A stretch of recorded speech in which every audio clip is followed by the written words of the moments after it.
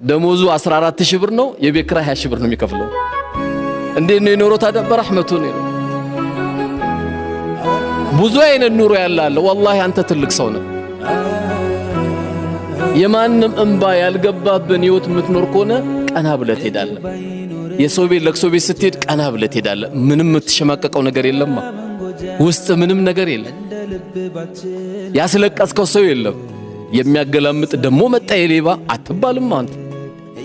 አንተ ጥረነዋ የምትኖረው የቻልካትን ያክል እየሞከርክ ነው ያለው ዛስቴድ ዚጋውን ዳቦ ቤት ስትከፍት እምቢ ሲል ስጋ ቤት ስታረገው እምቢ ሲል ኪዮስክ ስታረገው እንዴት ያምራል ይሄ ህይወት ማለት እኮ ይሄ ነው ገንዘቡ ማይጣፍጥም እንጂ እንዲህ ካልሆነ አሜሪካን ግቢ የደከምከው ገንዘብና ከአሜሪካ የተላከለ ገንዘብ እኮ አንድ አይደለም ከአሜሪካማ ሲላክል ኡማውን ሁሉ ነው መጋበዝ የምትፈልገው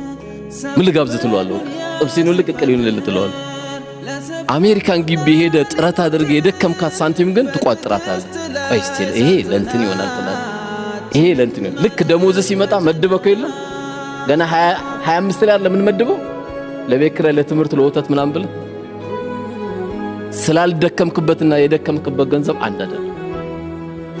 ስለዚህ ሐላል ከስብ ላይ የሆኑ አካሎች ስለቆሸሹ እንዳትቆሸሽ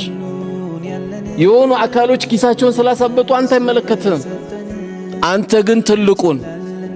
አንቺም የዚህ አይነት ባል የሰጠሽ የዚህ አይነት ወንድም